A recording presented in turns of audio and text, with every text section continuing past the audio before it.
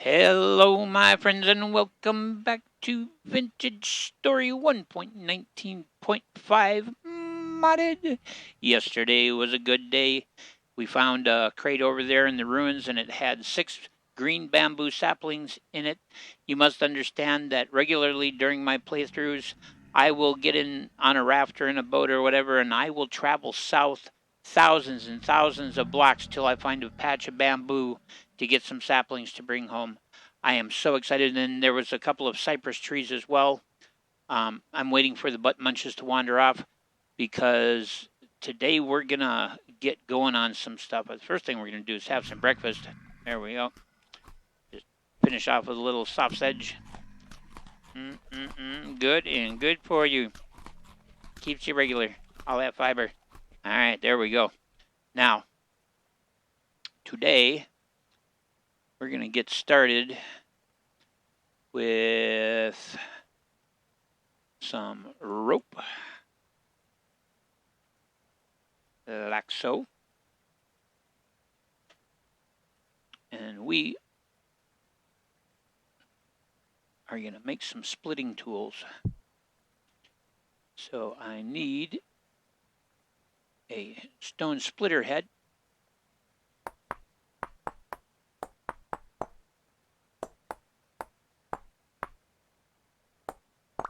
There we go.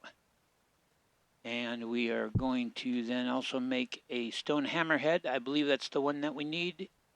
Or is it the flint mallet head? Let's find out. Primitive tools. Okay. Not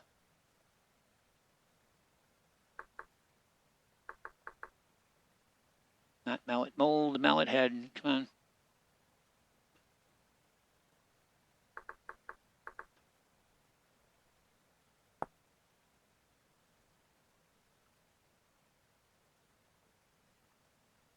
Okay, that's from Ancient Tools, so it's not the mallet. It's not the mallet, it is the hammer.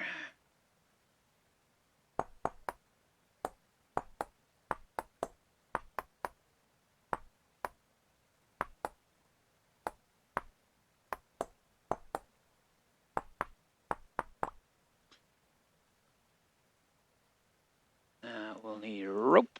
And we'll need sticks. Put the splitter there. Oh, that's right. That doesn't need a stick. There we go. There's a wood splitter. Now let's try this stone hammer sticks. And there is a stone hammer. So what will happen is we will go get some of our wood.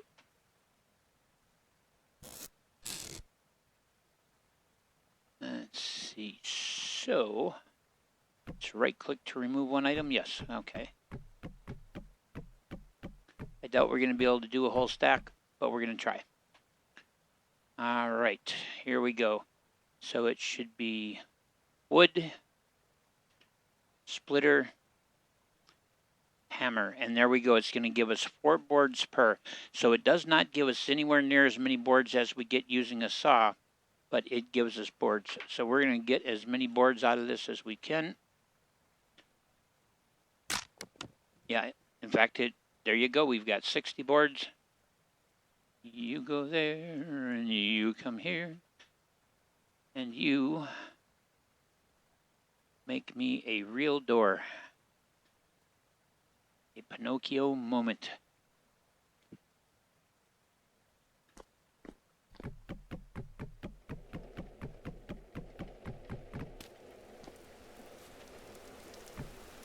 A real door. Haha. And you can just go in there, pal. There you go. For now, we'll, well, you know, rather than putting the splitter in there, let's just get right with things here.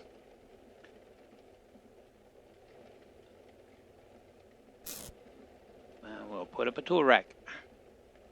We'll put it right there. And we put the splitter right on it. There we go.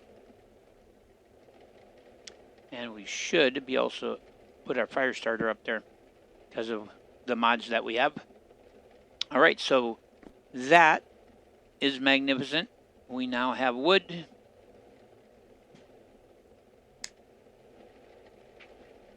Cut into lovely planks. And I believe it is, yes, shift and right click to add that in there. All right, so if we mouse over this and we hit H, it will show us all the lovely things that we can make. So we can make wooden blocks, of course, slabs and that kind of stuff. Maple stairs, there we go. Antler mount. There's our armor stand. What's it take? A couple of bales of hay and some of those. There's, of course, our bed. But I am looking for just a simple, good old-fashioned shelf. Flumes and drawbridge pieces, floor plates and gates. A sleek maple door. Oh, we need a blueprint for that, huh? Fancy. Maple wheel, maple lantern. We need a copper plate for that, so soon. And these are the chairs and stuff from the Decor Bazaar. Just some cloth and stuff, but come on, where are you? What's that? Vegetable storage? Oh, that's interesting. Spice racks. I just want a simple, straightforward shelf. But I am clearly blind.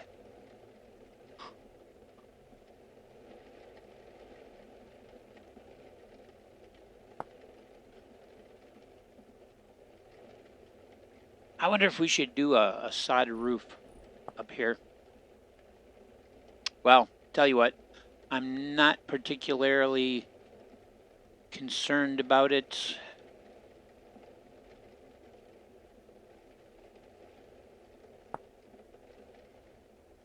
Can make a stool. All right, well, I'm going to stop screwing around with that. We've got things to do. Thankfully, we have food right now. We can renew our grass supply at some point. But most importantly, make sure we store these maple boards away until we need them.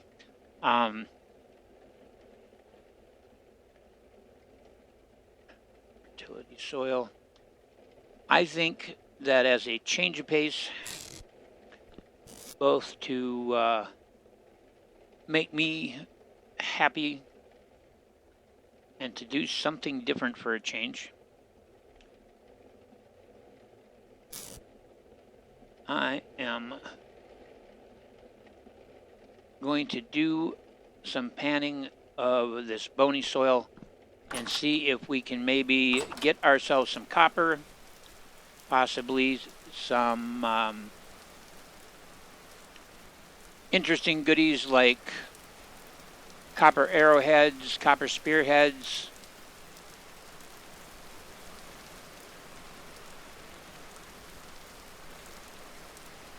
I'm sure we can probably pan in the river, but I'm going to come over to our little lake here to do it. That's what my brain was going after. The whole reason I cut the boards.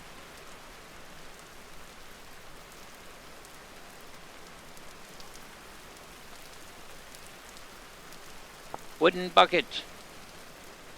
Alright, so flax twine only? Oh, bastards. Okay, well, we've got like one flax strand is all. I was hoping we could use rope. Somebody needs to make a mod with that recipe. Alright, so let's set some of this up here. And let's get panning.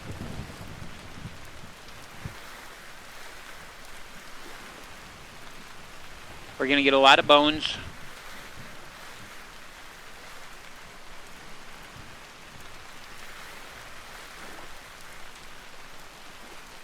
Yeah, see, we're starting to pick up bones.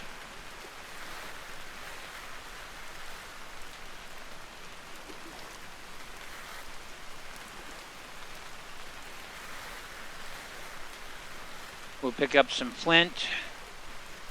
We'll pick up bones. We should pick up some copper. We might get some jewelry. We could get copper arrowheads, copper spearheads. I believe we can get silver.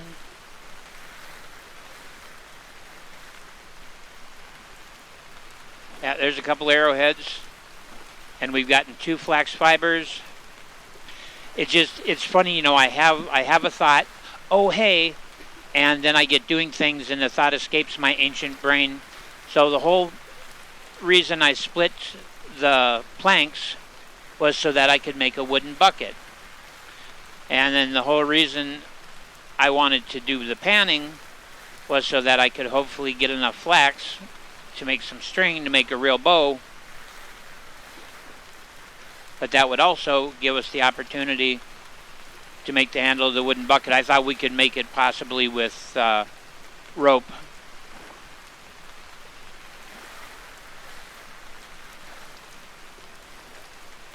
But this is one of my favorite activities in the game. No about it, doubt it. I love panning, and it's like playing the lottery. I don't gamble, I don't buy lottery tickets. But this lottery I'll play. Costs me nothing. And the goodies can be pretty goody. Alright, so there's a bony rib cage, which I do not require. So I'm just gonna put that down over there. We can break that into more bones. And another one.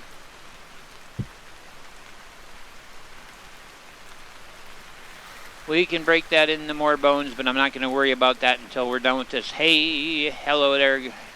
You make me happy. In fact,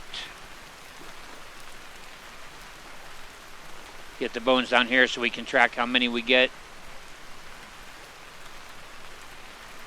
If we pan something and we don't have room for it, it'll just drop on the ground here. We're up to 4 copper arrowheads. That's fantastical. This is 1 flint arrow.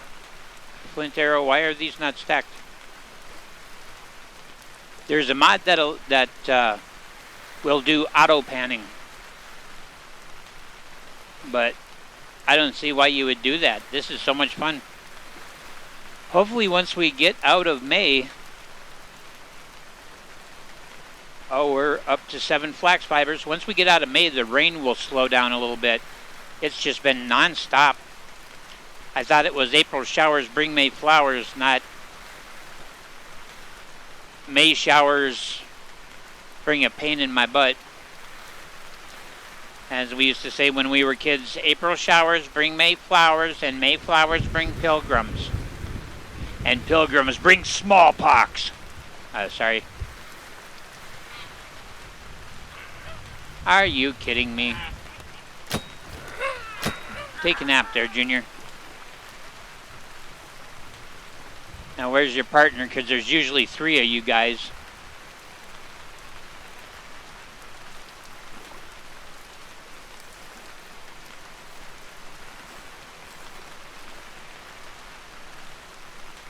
I'll have to keep my head on a swivel.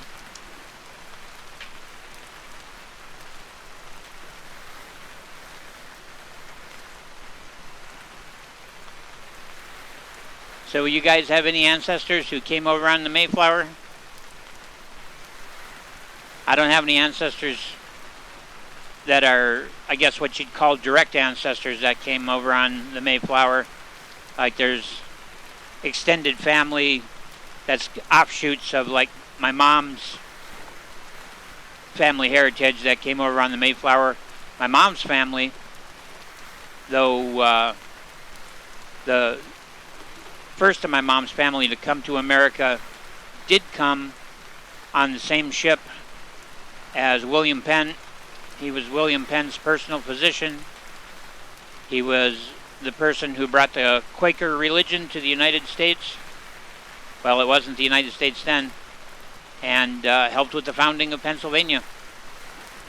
A guy by the name of Dr. Thomas Wynn. And he was a Quaker who had written a book, what they call a tract, about Quakerism while living in England, and was distributing it. And he was arrested and persecuted by the English government. And so when the opportunity came to leave England and come to the colonies, he joined William Penn as his personal physician, and away they came. They were a pretty interesting family. Because they were Quakers, to them it was an absolute mortal sin to indulge in slavery, to buy or sell slaves, and as a result, later on in the family history, they became part of the Underground Railroad. Another really interesting story is that in later years, it was in the, I think, mid-1800s, there was a woman who was a dwarf who lived in the area where my ancestors, my mom's direct line male ancestors, had their farm. And because she was a dwarf, everyone decided she was a witch. And when she passed away, they wouldn't let her be buried in the church ground. They wouldn't let her be buried in hallowed ground because they thought she was a witch. But this was long after the witch trials. And so my mom's family allowed this woman to be buried on their property. Now my dad's people, they were Polacks who came to the United States in 1920.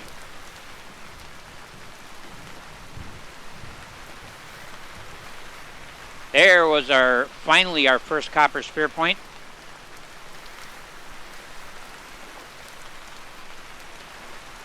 My great-grandfather was serving in the Russian military, and his father died.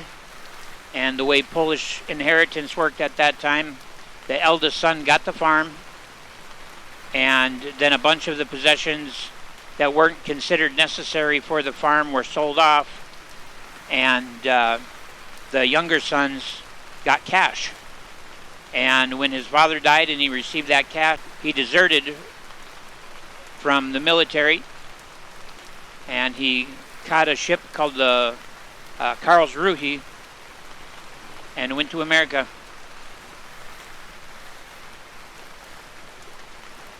Went and stayed with his cousin Jan, who lived, I believe it was in Pittsburgh. Oops, one more.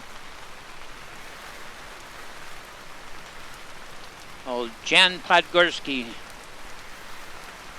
And apparently, despite the fact that he had a wife and children at home, he started boozing it up and womanizing and carousing, and word got back to Magdalena, his wife, that Casimir was not only on the lam, but that he was definitely not conducting himself like a husband. And she went to his mother and said that no good son of a gun is over there kissing American girls. And Casimir's mother paid the passage for my great-grandma Magdalena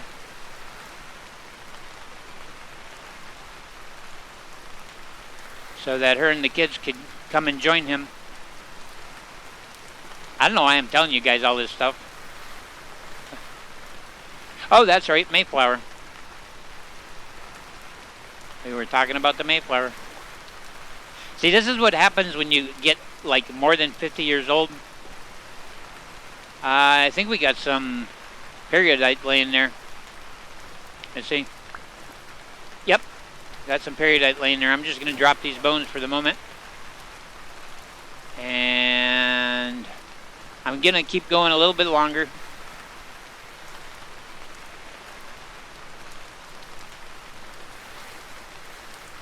So I'd like to get through this. I don't think we're going to get through all of it tonight.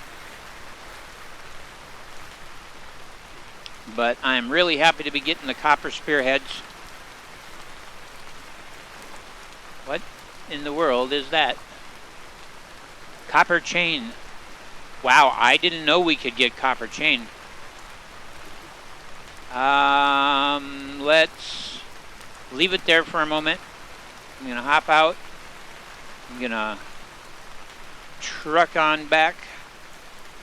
We're gonna get some of this stuff stored and immediately come back again if it's not too late at night. But that's not too far away. And well, hello, Arx. Where are your parents? But we got a couple of candles. Yeah. Well, I guess I'm just going to put those down on the floor over here for the moment. Get us a little extra light. I'm going to store my shield temporarily. And let's put our raft here temporarily.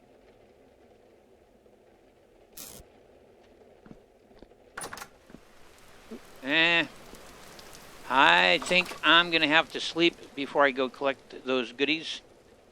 And I think rather than ending the episode here, I am going to hop in the bed. Because probably I'll edit out some of the panning.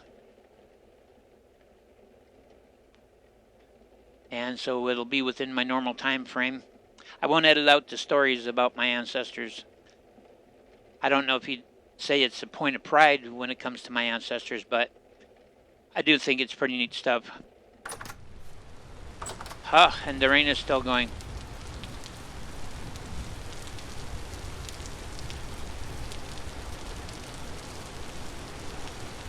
But yeah, so my great-grandfather Casimir, the one that bailed out on his duty with the Russian military, he was a cavalry officer. Well, not a cavalry officer, but he was a non-commissioned officer. And my great-grandmother had his cavalry sword. And on my 7th birthday, she had asked my mom to bring me over. And my mom brought me over, and we went into the kitchen, and Magdalena, my great-grandmother, sat me down, and she spoke English, but it was funny because she spoke English, but the word order was in Polish.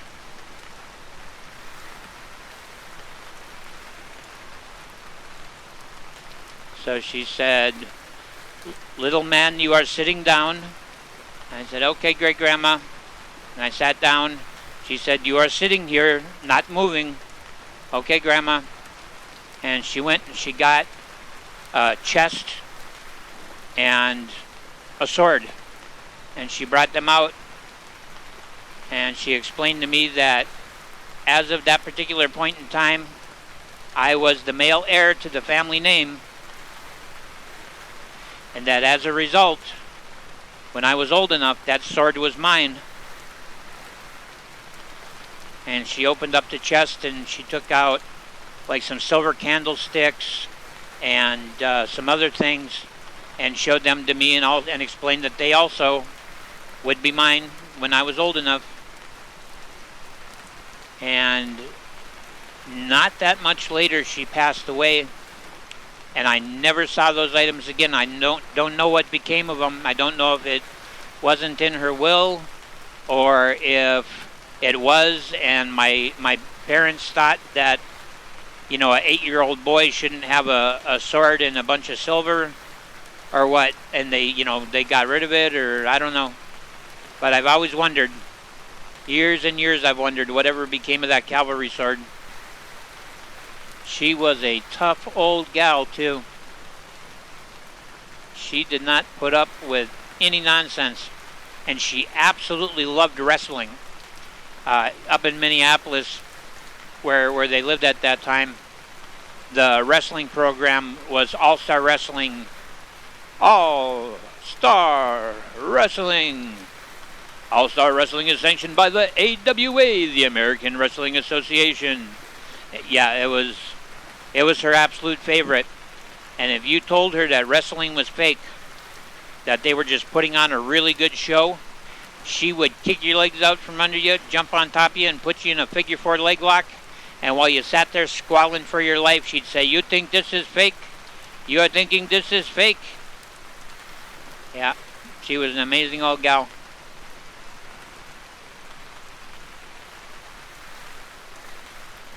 Now, my great-grandpa, on the other hand, he was absolutely stark raving nuts.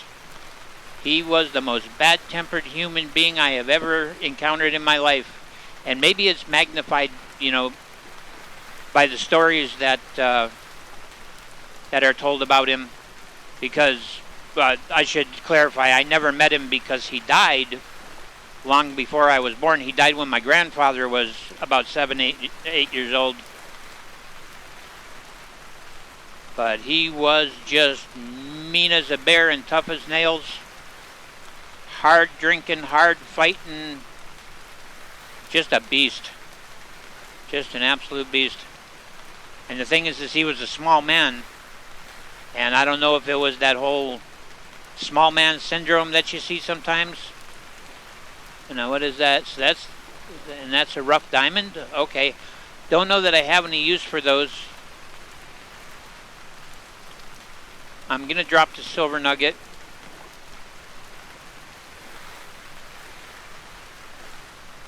But some of the stories about my great-grandpa are just absolutely insane. When great-grandma and the children came to the United States, and they ended up in a little town called Kennon, Wisconsin. And this is like in 1922. And at that time, the prejudice against people of European descent, especially Poles, was, really significant. And as a result, it was really hard for him to get work. It didn't help that he was an absolute lunatic. And they had to hunt in order to survive. And they lived in this little clapboard shack with a tar paper roof. They were absolutely poor as church mice. See if there's anything else laying on the ground here. Doesn't look like it. All right. We'll get this stuff back and we'll come back and pick up the rest of it. But he was hunting. He had the shotgun and he came across a young bear. And so he shot that bear and the bear took off and he went after it. And he caught up with it when the bear crawled into a hollow log. And so Casimir, being the crazy son of a bitch that he was, went around to the opposite end of the log. He crawled inside, started poking that bear in the face with the shotgun until the bear bit down on the end of the barrel and he pulled the trigger. Well, he certainly killed the bear, but he also deafened himself in one ear, about, more than half of his hearing permanently, but deafened both his ears temporarily. There were neighbors who had cows, and they were my great-grandparents were growing a garden because they were trying to survive, and these cows kept getting out and coming over and eating their crops, and it happened twice, and it was a pretty significant loss for them. And my great-grandfather told this neighbor of his, if these cows get loose and come over here again, I'm going to shoot them dead. And sure enough, the cows got loose again, and they came over and started eating the crops, and that's exactly what my great-grandfather did. He went outside, he brought the shotgun with him, and there were 5 cows, and he shot all 5 of those cows, killed them on the spot, and then had the boys help him drag them into the barn where he hung them up and started skinning them out. And when the neighbor came over and said, "Hey, my cows got out again. Have you seen my cows?" He said, "Yeah, they're dead. They're hanging in my barn." He said, "You can't do that." He said, "Sure, they ate all my crops. I'm going to eat beef." And so this fellow went and informed the sheriff. And when Casimir found out that the sheriff was going to be coming out to, talk to him about it. He figured sure that he was either going to prison or they were going to shoot him dead. So when the sheriff's deputy showed up and called for Casimir had snuck around to the front end of the house, and he shot the deputy and killed him. And he packed up the whole family and ran away. They were living in Missouri at the time. That's right. They had moved from Philadelphia to Missouri. He shot the deputy, and then he ran with the family to Kenton, Wisconsin. I don't know why I'm telling you guys all this stuff. I guess to maybe clarify why I'm kind of a psycho myself. But, yep. There was 2 times that Casimir pulled the trigger. The first time, I'm not sure where it was. And mind you, this is all family legend. It could be true, it might not be true. I definitely know that him shooting the deputy is true. I've actually been able to see the newspaper articles detailing the situation. But apparently, someplace, wherever they were, I'm not sure where, they had gone into town because Casimir decided he wanted a real drink. None of that moonshine they were making at home. And while they were in the bar, some fella came up and made a pass at my great-grandma. And Casimir followed the guy out into the street and shot him dead in the street. That was the first time they ran. Okay, let's go back and get that gem that we left laying in the bottom of things. Whoa, okay, we almost took a trip. But I should maybe cover that over and just leave a marker on it so that when I decide I'm ready to start caving, I can go down there. Oh, wow, woo yourself there, wolf. Is it still there or is it gone? I think it despawned. Oh, well. That rough diamond or whatever it was we dropped. Oh, no, it was a silver nugget. That's what it was. Oh, no, there it is. We got it. Super. Positively super. All right, let's break these. That'll give us bones. And not attract the wolves over here. There we go. And I need more storage. It's too bad we don't have a couple more gears. Oh, wait. You know what? So the merchant that's not too far from here had nails and strips for 2 gears. And I think between everything, we've got 2 gears. We do. All right, we're going to put those in there for now. I don't know, he probably won't buy these, but I am so happy we are going to be able to make a couple of copper spears. I think we do have 1 silver nugget hiding here someplace. But yeah, he was an absolute. Oh, hey, there we go, another one. He was an absolute psycho in his own particular way, and it was his temper. He was so bad-tempered, and it was his temper that eventually got him killed. He was hunting. He took my grandpa with him, and my grandpa was only 7 years old at the time. And they went look see if they could find a deer. And my grandpa had been sick. He'd been real sick. And he felt so bad. And he finally said, you know, Pa, I don't feel good. I feel really bad. Can we please go home? And old Casimir, he got mad as hell and started whomping and stomping his way home, and they came to a fence, and he didn't unload his firearm or set it down before he crossed the fence, and he climbed over, and as he climbed over, the shotgun, he was holding it by the barrel, and he let it drop down, and when the butt hit the ground, when the stock hit the ground, it discharged, and he got hit with buckshot all up and down his left side, and he collapsed and hit the ground, And even though there was a neighbor who was only like a quarter of a mile away from where they were, my grandpa being 7 years old, in his mind, oh my God, I got to go home and get mom. And so he ran off home and he got his mom and his brothers, and they came back and found him. They took him to the hospital. He languished for 3 days and he passed. So crazy family stories. Man, I cannot believe I got to make more storage. I think what I'll do is I'll pull these out. And I'm going to trot out there and cover over that pit before I eventually fall in it.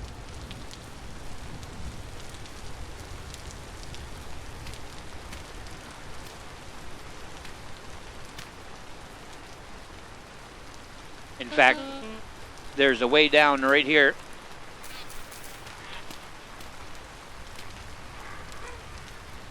Oh, is that what's going on? Listen, you know, that did not have to happen. If you would, you know, I mean, show up with a bundt cake or something. Show up with a bundt cake or something and we can be friends. We'll leave a way down there. Like so. Oh, I think I hear another one.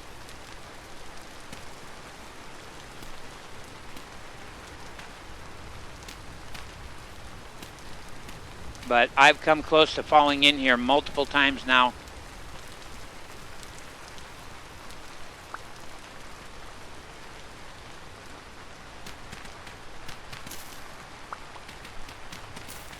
I'll just make some steps down.